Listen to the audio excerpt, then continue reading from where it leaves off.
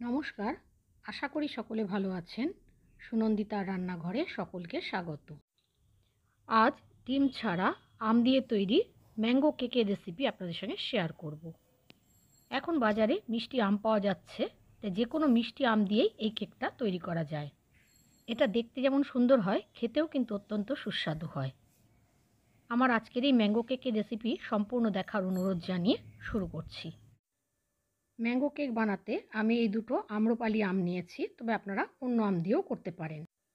আম দুটোকে ভালোভাবে ধুয়ে খোসা সহ 3 টুকরো করে কেটে নিয়েছি। তারপর একটা চামচের সাহায্যে আমের ভেতরের শাঁসটা আমি বের করে একটা মিক্সিং জারে নিয়ে নিচ্ছি।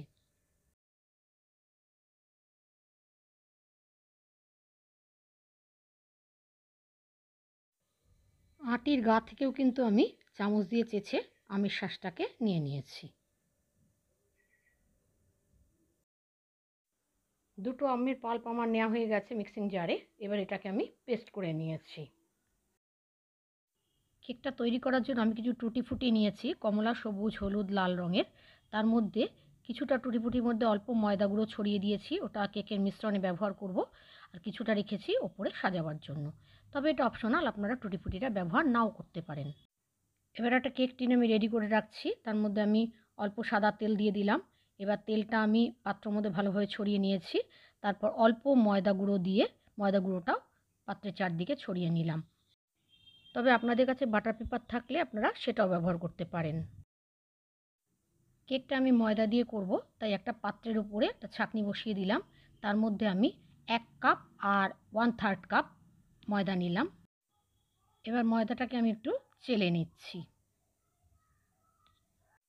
ময়দাটা কিছুটা চেলে নিয়ে ওই ছাঁকনির উপরে আমি দিয়ে দিলাম 1 চা চামচ বেকিং পাউডার আর তার অর্ধেক মানে হাফ চা চামচ বেকিং সোডা।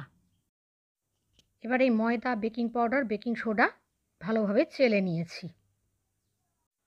কেক তৈরি করার জন্য ময়দা কিন্তু চেলেই নেবেন। ময়দাটা চেলে নিয়ে এবার আমি চিনিটাকে গুঁড়ো করে নেব। আমি এই পরিমাণ ময়দার জন্য হাফ কাপ চিনি নিয়েছি। চিনিটাকে মিক্সিতে গুঁড়ো করে নিয়েছি। তবে আম কতটা মিষ্টি আর আপনারা কেকে কতটা মিষ্টি খেতে চান তার উপর নির্ভর করে কিন্তু চিনির পরিমাণটা বাড়াতে বা কমাতে হবে। এদিকে একটা বাটিতে আমি যে আমের পাল্পটা তৈরি করেছিলাম মিক্সিং জারে, তার থেকে হাফ কাপ আর 1/3 কাপ আমের পাল্প নিয়ে নিলাম। এই কেকটা তৈরি করতে আমি 1.5 খান আমের পাল্প ব্যবহার করেছি। এবারে আমের পাল্পের মধ্যে আমি যে চিনিটা গুঁড়ো করে রেখেছিলাম সেই গুঁড়ো চিনিটা দিয়ে দিলাম। এর মধ্যে দিলাম মেজারিং কাপের 1/3 কাপ সাদা তেল। আপনারা এখানে বাটারও ব্যবহার করতে পারেন। এবার এই উপকরণগুলোকে আমি ভালোভাবে মিশিয়ে নিয়েছি।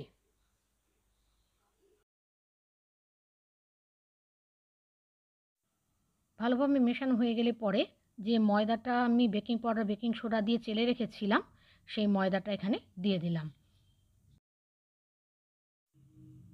এবার একটা স্প্যাচুলার সাহায্যে খুব ভালোভাবে ময়দাটাকে এর সাথে মিশিয়ে নিচ্ছি।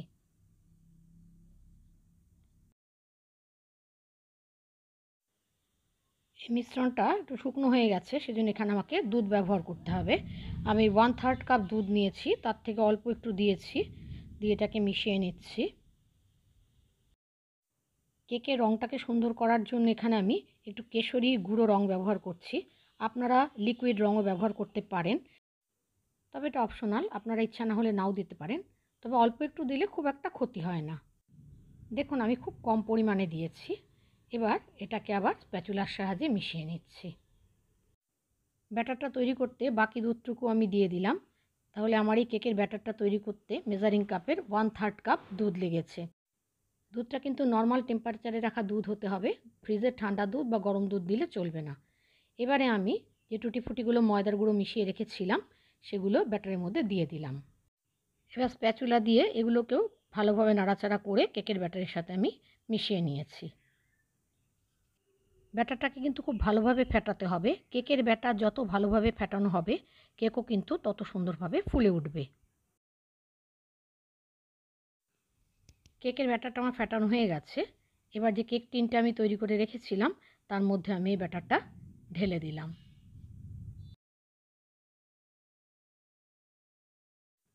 সম্পূর্ণ ব্যাটারটা ঢেলে নেওয়ার পর কেক টিনটাকে আমি একটু ট্যাপ করে নিচ্ছি যাতে এর মধ্যে কোনো বাতাস না থাকে। এবারে কেকটা দেখতে যাতে সুন্দর হয় সেজন্য উপর থেকে কিছু কাজু বাদাম কিশমিশ আর টুটি ফুটি দিয়ে আমি সাজিয়ে দিয়েছি। তবে ম্যাঙ্গো কেকের ওপরে কিছু ডেকোরেশন না করলেও চলে। তবে আপনারা এখানে আমন্ড, বাদাম, পেস্তা ইত্যাদিও ব্যবহার করতে পারেন। কেকটা আমি সুন্দরভাবে সাজিয়ে নিয়েছি। এবার এটাকে আমি বেক করতে দেব।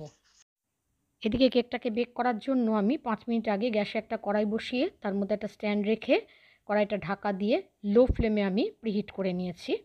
এবার কেক টিনটাকে আমি এর মধ্যে বসিয়ে দিচ্ছি। তারপর আর ঢাকা দিয়ে দিলাম, আর ঢাকনার মুখে একটা ছিদ্র আছে বলে সেটা একটা লবঙ্গ দিয়ে আমি আটকে দিলাম, যাতে কোনো রকম বাতাস বেরিয়ে না যায়। 15 মিনিট বাদে দেখুন আমি ঢাকনাটা খুলে দেখিয়ে দিচ্ছি কেকটা কতটা ফুলে উঠেছে। আবার আমি ঢাকা দিয়ে দিলাম। আরও 20 মিনিট পর, মানে বেক করতে বসানোর থেকে 35 মিনিট পর আমি কড়াইয়ের ঢাকনাটা খুললাম। এবার একটা স্টিক দিয়ে আমি দেখে নিচ্ছি কেকটা হয়েছে কি না। দেখুন আমি স্টিকটা মাঝখানে ঢোকালাম, শুকনোই বেরিয়েছে।